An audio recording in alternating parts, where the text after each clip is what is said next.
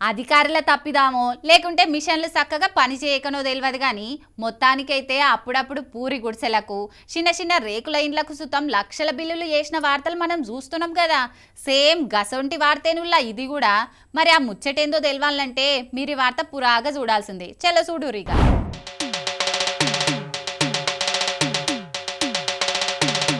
ఏదో ఇచ్చంత్రాల ముచ్చట్నే అని చెప్పి కంప్యూటర్లు కట్టుకపోతున్న అన్నని చూయిస్తున్నారేందని అనుకుంటున్నారా?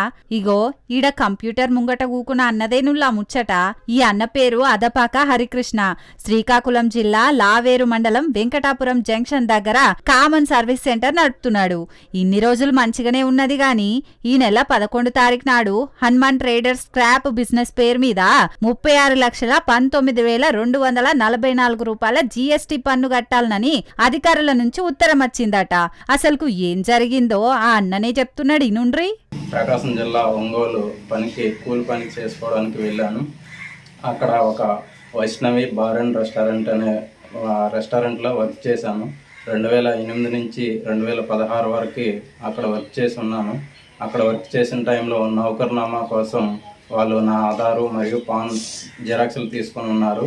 తీసుకున్న తర్వాత వాళ్ళు నౌకర్నామా అనేది చేసి ఉన్నారు. ఆ తర్వాత నేను కొన్ని రోజులు పనిచేసిన తర్వాత 2016లో నేను నా యొక్క తల్లిదండ్రులకి ఆరోగ్య పరిస్థితి బాగాలేకపోవడం వలన నేను నా సొంత ఊరు భరణికంకి వచ్చి ఉన్నాను. వచ్చిన తర్వాత ఇంకా అక్కడికి వెళ్ళడానికి వీలవ్వకపోవడం వలన నేను ఇక్కడే పక్కనే మా ఊరు పక్కనే వెంకటాపురం అనే గ్రామంలో జిరాక్స్ షాప్ సొంతంగా పెట్టుకున్నాను. ఇన్నరా ఆ యాళ్ళ వాళ్ళు ఈ అన్న దగ్గర నుంచి అన్ని పత్రాలు తీసుకొని ఈయన పేరు మీదనే జీఎస్టీ వచ్చేటట్టు చేసినట్టున్నారు. గందుకే ఇప్పుడు ఈయన పేరు మీద జీఎస్టీ వచ్చినట్టున్నది. ఈ ముచ్చట తెలిసి శ్రీకాకుళం జీఎస్టీ అధికారులను కలిసి అసలు ముచ్చట చెప్తే అక్కడి అధికారులు ఏ అడ్రస్ తోని నోటీసులు వచ్చినాయో అదే అడ్రస్ కు దీంతోని నాకేం సంబంధం లేదని మళ్ళా పోస్ట్ చేయమని చెప్తే అట్లనే చేసిండట. కాకుంటే జీఎస్టీ అధికారులు మాత్రం పన్ను కట్టకుంటే హరికృష్ణ పేరు మీద ఉన్న 15 సెంట్ల భూమిని జప్తు చేస్తామని నోటీసులు చెప్పిరట. రాష్ట్ర ప్రభుత్వం ఈ విషయాన్ని దృష్టిలో పెట్టుకొని నాకు న్యాయం చేస్తారని చూస్తున్నాను. నా యొక్క ఏదైతే నోటీసులో వచ్చిన అమౌంట్ ఏదైతే ఉందో ఆ అమౌంట్ కట్టని ఎడల నా పేరు మీద 15 సెంట్లు పొలం అనేది ఉన్నది. దాన్ని జప్తు చేస్తామని చెప్పి నోటీసులో వివరించారు. కావున నాకున్న ఆస్తి ఏదైనా ఉందంటే ఆ 15 సెంట్లే.